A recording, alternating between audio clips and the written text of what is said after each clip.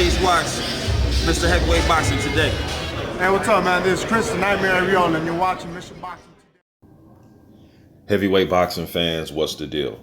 All right, man. So over the weekend, I did get to check out Andrew Ruiz Jr., his win over Dimitrenko, did a post-fight. Also did a post-fight video about Dave Allen getting his body shot knockout to Lucas Brown. But a fight that I did not cover was Derek Chisora versus Gashi.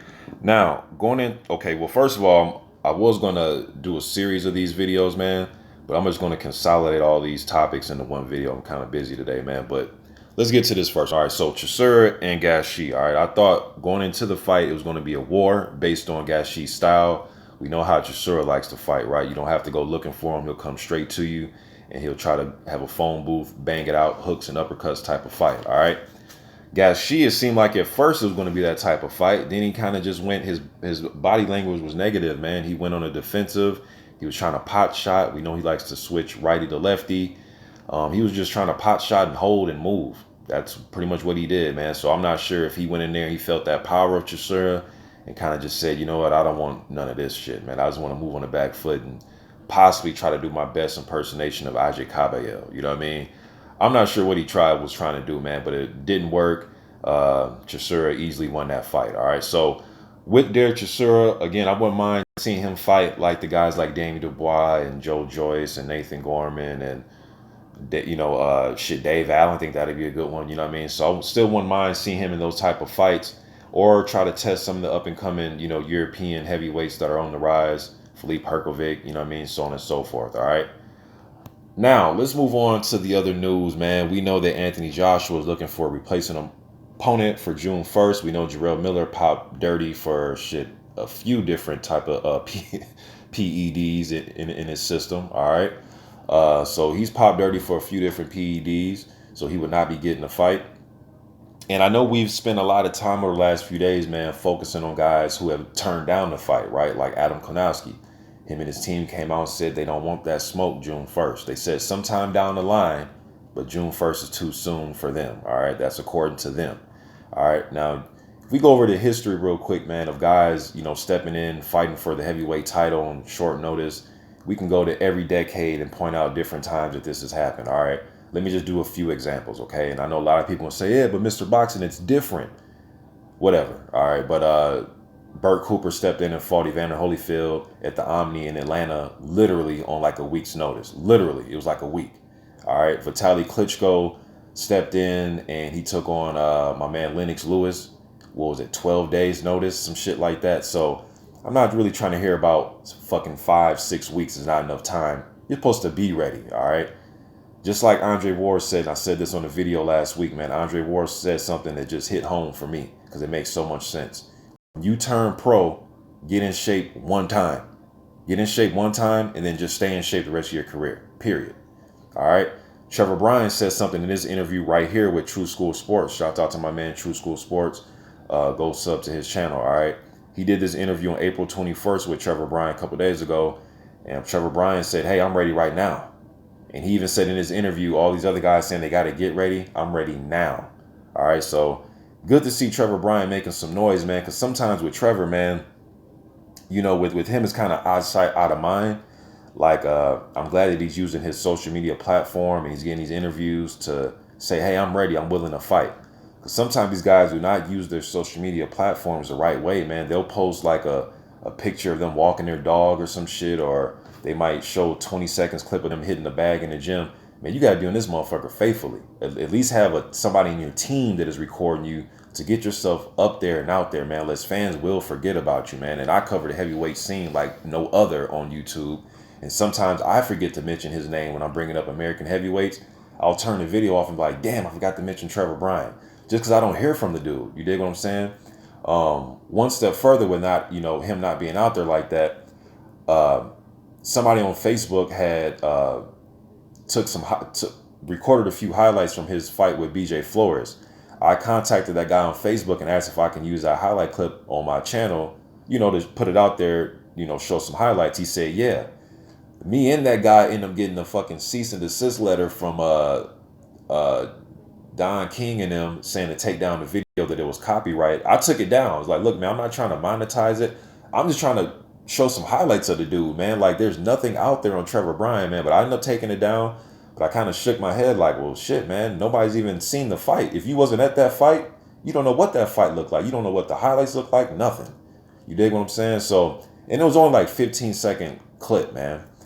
But that's neither here nor there, man. The thing is, he wants this fight.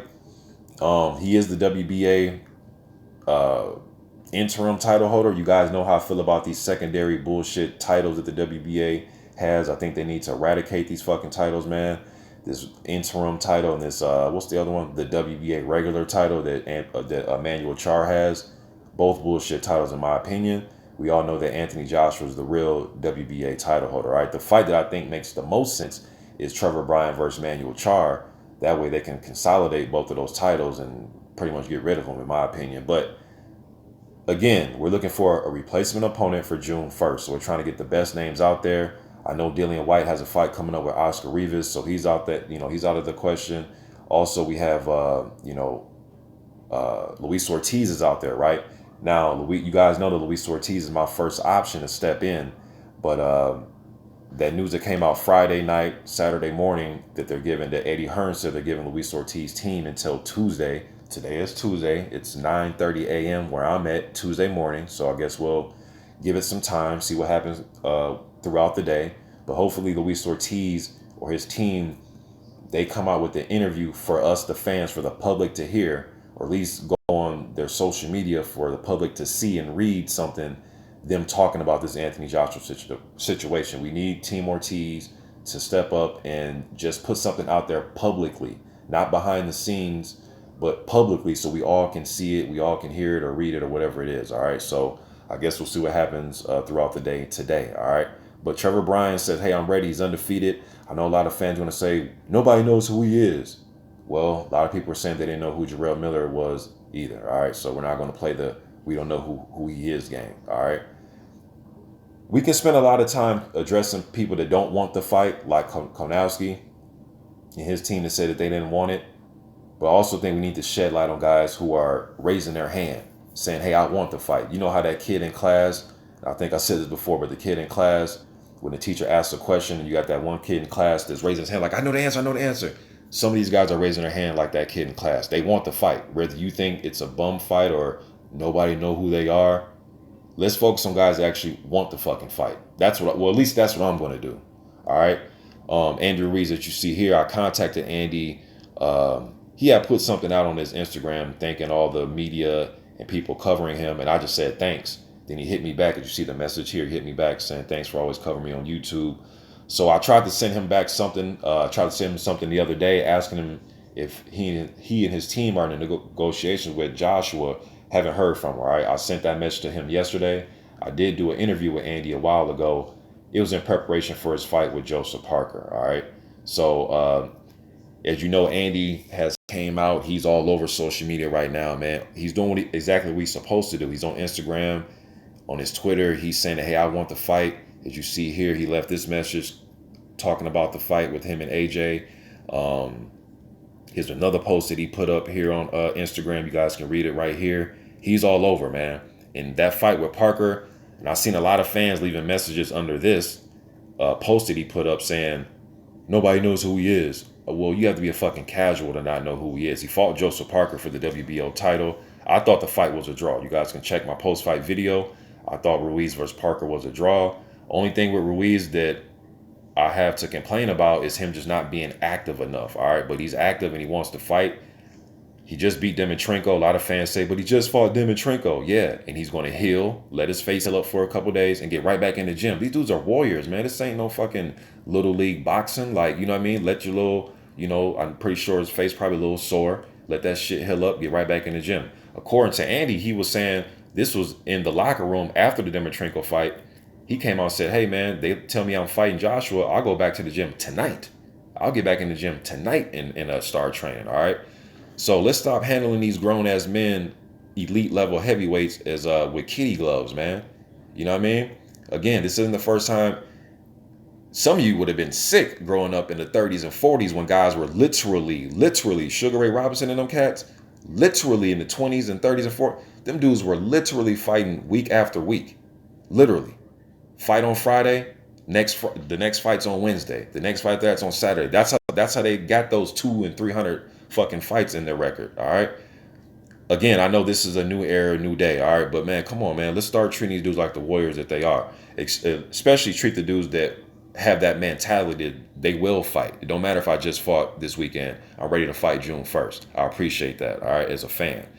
Michael Hunter Jr. All right, now this is a guy that everybody thinks is going to get the fight. He's going crazy right now on his social media, as you see here on his Twitter, man.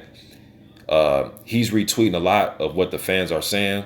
Right here, this retweet, he says, well, somebody left a message saying that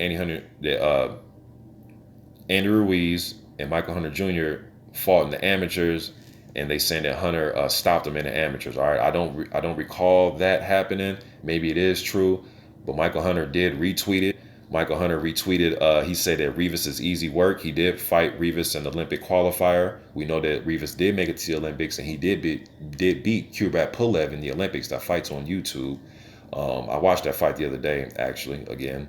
But he's going crazy right now. He even threw someone about Povetkin. He says, hey, I was offered Povetkin for May 25th. I said yes. He said no. Hashtag facts.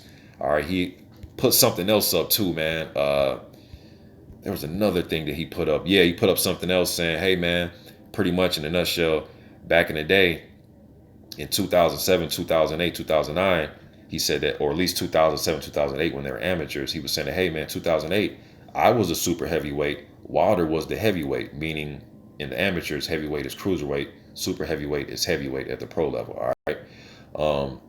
Now, does that mean that Michael Hunter Jr. can beat Deontay Wilder now? No, it doesn't. But he's doing what he has to do, man. Putting his name out there. Pretty much just saying, look, if you don't know who I am, fine, that's cool. I'm going to voice my goddamn opinion every day on social media till you guys realize who the hell I am. You dig what I'm saying?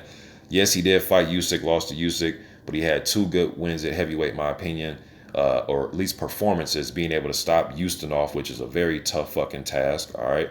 And Ustinov is like 6'8", 300 pounds, and Hunter is like 6'2", 210 pounds or somewhere around there, all right? He also was able to beat Martin Bakoli Ilunga. I thought Ilunga was going to win that fight.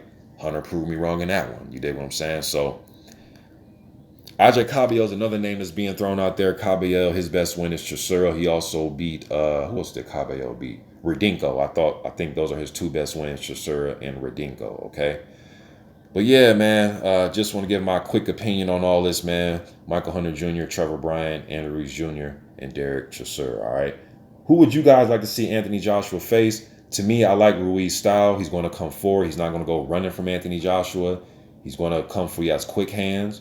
You know, he can parry and come back with his own shots pretty quickly while he's in there. Yes, his physique does not look like you know, a bodybuilder. Yes, he doesn't look like that, but the dude has hands and he's tough and he seems pretty fucking durable. All right, he put Parker on the back foot.